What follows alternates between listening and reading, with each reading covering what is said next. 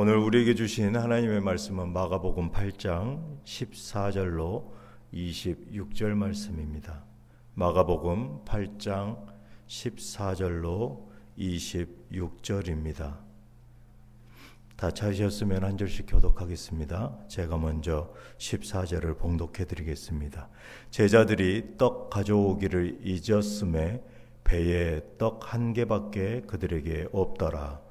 예수께서 경고하여 이르시되 삼가 바리새인들의 누룩과 헤롯의 누룩을 주의하라 하시니 제자들이 서로 수군거리기를 이는 우리에게 떡이 없음이로다 하거늘 예수께서 하시고 이르시되 너희가 어찌 떡이 없음으로 수군거리느냐 아직도 알지 못하느냐며 깨닫지 못하느냐 너희 마음이 둔하느냐 너희가 눈이 있어도 보지 못하며 귀가 있어도 듣지 못하느냐 또 기억하지 못하느냐 내가 떡 5개를 5,000명에게 떼어줄 때에 조각 몇 바구니를 거두었더냐 이르되 12이니이다. 또 7개를 4,000명에게 떼어줄 때에 조각 몇 광주리를 거두었더냐 이르되 7이니이다. 이르시되 아직도 깨닫지 못하느냐 하시니라.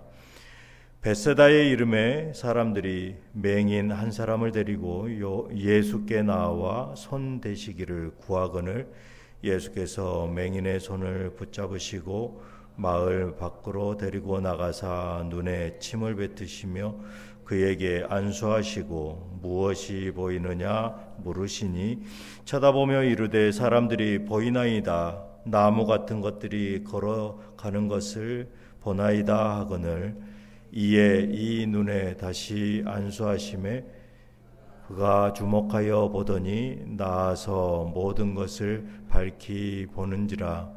예수께서 그 사람을 집으로 보내시며 이르시되 마을에는 들어가지 말라 하시니라. 아멘. 저는 오늘 주어진 본문 말씀을 가지고 영적인 눈으로 보면 보이는 분 예수라는 제목으로 은혜를 나누겠습니다. 영적인 눈이 아니면 그를 볼 수 없다라는 것입니다. 마가가 기록한 마가복음 8장 본문에는 예수님과 제자들은 배를 타고 다른 행성지로 이동하고 있는 것으로 보입니다. 바로 앞절 13절을 보니까 그들을 떠나 다시 배에 올라 건너편으로 가시니라. 많은 무리들과 같이 제자들과 예수님이 말씀을 선포하시고 또 이적을 행하시고 이제는 행선지를 옮겨가고 있다라는 것입니다. 예수님의 가르침과 치유의 권능을 바라면서 수많은 군중들이 집단을 이루고 모여들었습니다.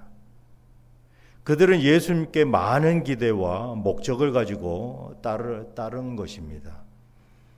이미 그들이 사흘이 지나고 이제는 그들이 가지고 있던 양식들이 다 떨어져서 그들은 굶주린 상태에 이르렀습니다. 예수님은 칠병이어의 은혜를 그들에게 베푸십니다. 여자와 어린 아이들을 뺀 성인 남자의 그 수만 계수했을 때 4,000명에 이르렀다. 그리고 심지어 그들이 배불리 먹고 남은 조각들이 7광주리가 남았다라고 기록합니다. 수많은 군중들이 운집했음을 우리는 알 수 있는 것이죠.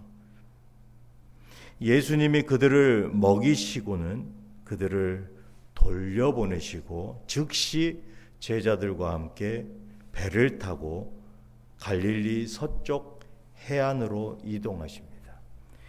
성경은 달마누다라는 지방으로 가셨다라고 기록합니다. 이 성경에 달마누다라는 지방은 어느 곳에도 언급하지 않고 있습니다. 이 마가복음 8장에만 기록되어져 있습니다. 그런데 이 갈릴리 서쪽 해안에 수많은 이방인들이 모여들었던 이 달마누다 지방, 이 해안선에 어디에 속하고 있느냐? 성경에서 말하는 막달라 지방, 막달라 지역에 이 달마누다가 속하고 있습니다. 이 갈릴리 해안을 쭉 타고 서쪽으로 가다 보면 거기에 배들을 정박할 수 있는 그곳이 바로 달마누다라는 것입니다. 이 막달라라는 곳은 경제, 무역의 아주 중심지였습니다. 그리고 너무나 많은 그 상인들이 들고 나가기 때문에 거기에는 여관업이 많이 성행했습니다. 아마도 막달라 마리아라고 지칭하는 그분도 여기에서 여관 사업을 하였던 것으로 신학자들은 추정하고 있습니다. 아주 많은 돈을 벌었던 것으로 추정하고 있죠. 이러한 지역에 예수님께서 정박을 하고자 이 배를 그곳에 댔습니다. 달마누다에 도착한 그 예수님과 일행에게 누가 다가옵니까? 바로 8장에 바리새파 사람들이 모여들었다라고 기록합니다. 이 바리새파 사람들이 왜 이곳에 모여들었느냐? 바로 수많은 군중 앞에 기적과 이사를 베푸시는 그 소문을 듣고 이 바리새파 사람들이 예수님과 논쟁을 하기 위해서 모여들었던 것입니다. 그들이 무엇이라고 얘기합니까? 하늘로부터 오는 표적을 우리에게 보이라. 하늘로부터 내려온 그 이적을 우리에게 한번 보여봐라. 율법의 그 어느 것에도 하늘로부터 내려오는 이적을 사람이 베풀지 않는데 너가 누구길래 도대체 우리에게 표적과 이사를 보이고 있느냐 하고 예수님께 도전하고 있는 것입니다. 예수님이 이방인들이 많이 있는 곳에 오셔서 사역을 하고 계시는데 이 바리새파 사람들이 쫓아와서는 바로 요구하는 것이 표적을 보이라, 시험하고 있는 것이죠. 그들은 예수님의 사역에서 보여주신 그 하나님의 표적을 인정하지 않았다라는 것입니다. 오히려 예수님의 사역을 통해서 하나님의 율법을 이들이 어떻게 어기고 있는가라고 오히려 살피고 있는 것이죠. 하나님의 율법을 다른 사람들에게 가르친다는 그들이 정작 다름이 아닌 영적인 소경이었던 것입니다. 눈이 덮여져서 그들의 이익권과 경제적 여러 가지 것들을 가지고 눈이 덮여져서 그 많은 성경을 외우고 분석하고 연구한 그들의 눈에 바로 이 하나님의 아들 예수 그리스도가 보이지 않고 있다라는 것입니다. 이들이야말로 진정한 소경인 것이죠. 예수님께서는 이방인들의 지역에서 복음과 또 하나님의 표적을 보이셨습니다. 이방 사람들은 율법학자나 바리새인들과는 다르게 예수님의 가르침을 그대로 여과 없이 받아들였습니다. 그들은 예수님의 가르침을 통하여서 하나님을 알게 되고 또 병고침을 받고 또 표적을 나타내시는 그 하나님의 아들이신 예수님이 순수하게 믿어졌다라는 것입니다. 심지어 따르는 자들이 큰 무리를 이루게 된 것입니다. 예수님은 자신을 공경에 빠뜨리려고 하는 그러한 불순한 의도를 가지고 논쟁하려는 바리새파 사람들에게 깊이 실망하면서 탄식하십니다. 또한 12절 하반절에 이 세대에 표적을 주지 아니하리라 라고 말씀하시는 이면에는 이러한 내용이 숨어져 있습니다. 하나님이 설령 나를 벌하는 일이 있다 할지라도 이 세대에게 표적을 주시는 일만큼은 결코 하지 않을 것이다. 이러한 강력한 부정적인 의미가 이 말씀 안에는 내포되어 있다라는 것입니다. 이 세대에 표적을 주지 아니하리라. 이 본문과 병행 구절인 마태복음 16장 4절에서는 마태가 이 세대가 악하고 음란한 세대다라고 표현하고 있습니다. 표적을 구하는 바리새인들에게 거절의 의사뿐만 아니라 요나의 그 표적밖에는 보여줄 표적이 없다라고 구체적으로 답변하는 것이죠. 요나가 어떤 표적을 보였습니까? 물고기 뱃속에서 3일 동안 거하다가 그가 부활하듯이 다시 물고기 뱃속에서 토해져서 이렇게 다시 새로운 생명을 얻게 되는 그러한 요나의 표적이 결국은 예수님의 부활 사건을 예표하고 있다라는 것이죠. 하지만 그들의 눈에는 이러한 예수님의 어떠한 예표도 깨달을 수 없었다라는 것입니다. 그들이 구약을 알아도 말이죠. 이것은 예수님이 십자가에 달리신 후에 사흘 만에 다시 살아나시는 그것을 예수님께서 표적과 이사로 나타내시고 또 예표로 나타내셨음에도 불구하고 마음이 강팍한 이들의 눈에는 보이지가 않는다라는 것입니다. 영적인 소경들, 그들의 눈에는 예수님의 영광의 표적인 그 십자가의 고난이 결코 깨달아질 수 없다라는 것입니다. 그저 한 사람의 무고한 사람을 우리의 정치적 성향과 경제적 성향에 대치되어져서 그들을 죽음 위에 매달아 버린 것이죠. 이후에 예수님은 제자들에게 2번의 기적을 직접 체험했으면서도 여전히 예수님의 말씀을 깨닫지 못하는 그들의 어리석음을 또 책망하게 이르릅니다.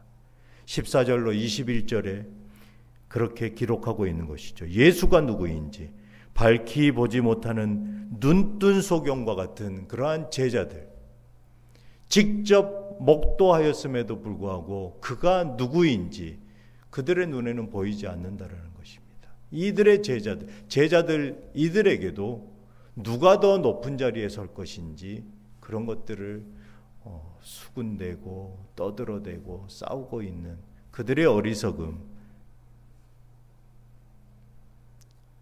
예수님과 제자들은 갈릴리 서쪽 해안인 달마누다 지방에서 배를 타고 이제는 갈릴리 동북쪽 해안인 어부의 집이라는 이름의 벳세다로 이르게 됩니다.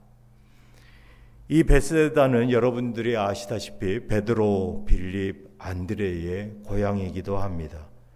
이곳에서 예수님은 오병이어를 통하여 장정만 5,000명에게 먹이신 그런 곳이죠. 이곳에 예수의 일행이 이르자 한 사람이 한 소경을 데리고 와서 이끌고 와서 예수님께 고쳐달라고 간청합니다. 그런데 마가복음의 저자 마가는 예수님이 소경을 마을 밖으로 데리고 나가서 소경을 치유하였다라고 이 치유 사건을 기록하고 있습니다. 특별히 마가는 이 치유 사건을 생생하게 기록하고 있는데 이 마가는 예수님이 소경을 치유하는 그 모습을 2단계로 걸쳐서 치유하셨다라고 기록합니다. 첫 번째가 시력이 미약하게 돌아온 그 첫 번째 단계를 표현하고 있습니다. 그 소경의 눈에 침을 뱉고 그 눈에 안수를 하시자 그가 눈이 조금씩 밝아졌습니다. 하지만 그의 눈에는 온전한 사물이 보이지 않았던 것이죠. 미약하게나마 나무들이 걸어다니는 것 같은 그러한 형상으로밖에 눈이 열리지 않았습니다. 두 번째 치유 단계에서는 예수님이 그의 눈에 다시 손을 대시자 사물을 완벽하게 식별할 정도로 시력을 회복하게 됩니다. 이 사건을 통하여 우리는 바로 직전에 예수님께 책망 듣던 그 제자들을 우리는 돌아봐야 할 것입니다. 그들은 오병이어와 칠병이어의 표적을 통하여서 장정만 5,000명 또 4,000명을 배불리 먹인 두 번의 그 기적과 표적을 통하여서도 여전히 예수님이 하나님의 아들임을 깨닫지 못하고 있는 것이죠. 예수님께서는 소경의 눈에 우리가 이해할 수 없지만 침을 뱉으시고 안수하시고는 질문을 하십니다. 무엇이 보이느냐? 소경은 감격한 목소리로 말했을 것입니다. 보입니다. 보여요, 보여. 사람이 보여요. 보이긴 보이는데 그들이 나무와 같은 모습으로 보입니다. 아마 이렇게 말했을 것입니다. 예수님의 기적과 이사를 바로 곁에서 목도하였던 제자들의 모습과는 너무나 우리가 이 소경의 모습이 닮아 있는 것이죠. 미약하게 그 예수님이 누구신지 확연하게 보이는 것이 아니라 미약하게 뭔가 우리와 다른 이 분이 누구지? 하지만 하나님의 아들인 것은 깨닫지 못하고 있다는 것이죠. 아직도 영의 눈이 열리지 않고 육의 눈으로 보고 있다라는 것입니다. 왜냐하면 성경에 선지자와 많은 그 예언자들을 통하여서 성경에 기록되어져 있지 않습니까? 조각구름이 비를 내리게 한 이러한 엘리야의 모습들. 그들은 아마도 예수님께 이러한 사람의 그 선지자의 모습을 구했을지도 모릅니다. 실체로 온전히 깨닫지 못하는 그 제자들의 영적인 눈, 또 율법을 어떻게 어기는지만을 살피고 있는 그러한 바리새파 사람들, 이들 또한 소경이다라는 것이죠. 사랑하는 성도 여러분, 예수님께서 여러분들에게 질문하십니다. 무엇이 보이느냐? 여러분들에게는 무엇이 보이십니까? 여러분들의 눈에는 무엇이 보이고 있습니까? 아직도 육의 눈에만 의지하고 계십니까? 2024년도 새로운 비전을 세우시는 이러한 중요한 시점에 우리는 서 있습니다. 우리는 어떤 눈으로 뉴장의 비전을 세우며 또 어떤 눈으로 24년도 사역을 바라볼 것인가? 내 자신에게 예수님께서는 질문하고 계십니다. 무엇이 보이느냐?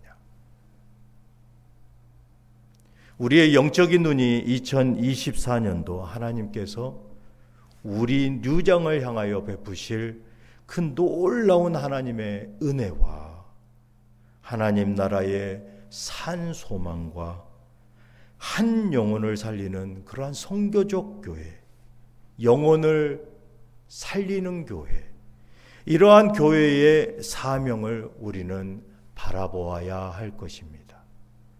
우리의 영안이 열려서 그 영안을 통하여 밝히 보여주시는 그 하나님 나라와 예수 그리스도의 그 은혜를 바라보시기를 주님의 이름으로 축복합니다. 이 아침에 우리의 육의 눈을 열어서 영의 눈으로 성교적 교회를 바라보시는 귀한 유장의 성도님들 되시기를 주님의 이름으로 축복합니다. 기도하시겠습니다. 사랑의 주님, 우리의 눈을 밝히 열어주시옵소서. 그리하여서 그 영안을 가지고 예수 그리스도를 보게 하여 주시옵소서. 우리 뉴장의 비전을 바라보게 하시옵소서.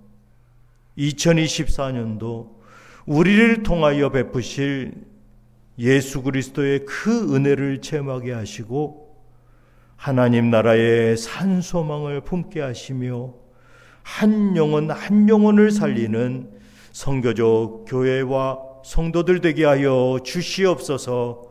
우리 주 예수 그리스도의 이름으로 기도드리옵나이다. 아멘.